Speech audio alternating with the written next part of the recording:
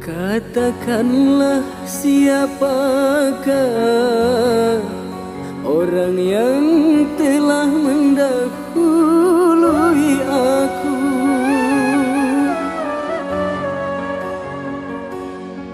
Katakanlah siapakah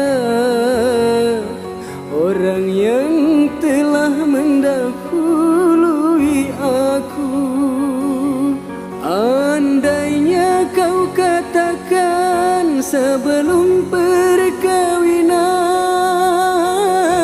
tak akan menjadi rasa penyesalan.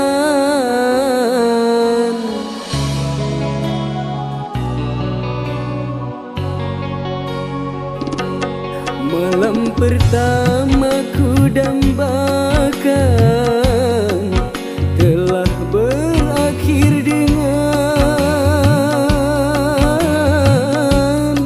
kekecewaan dan penuh penyesalan.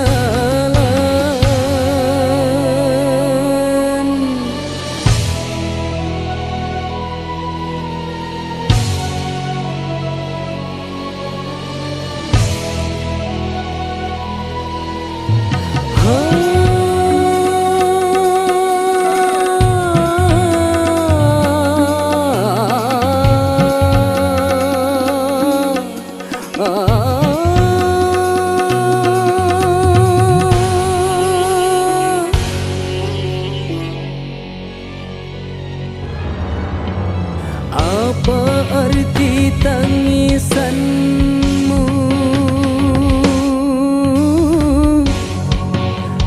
di depan penghulu?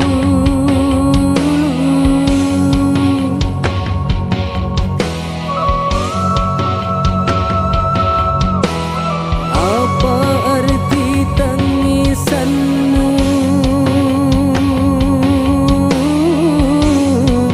di depan penghulu, kalau dirimu tak suci lagi? Andai ku tahu sejak bercinta tak akan terjadi perkawinan ini yang paling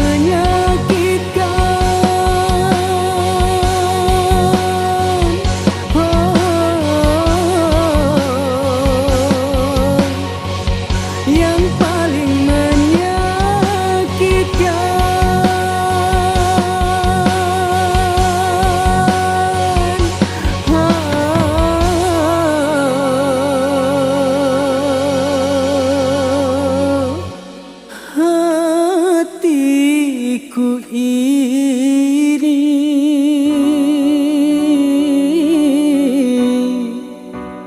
Orang makan nangkanya, aku dapat getahnya.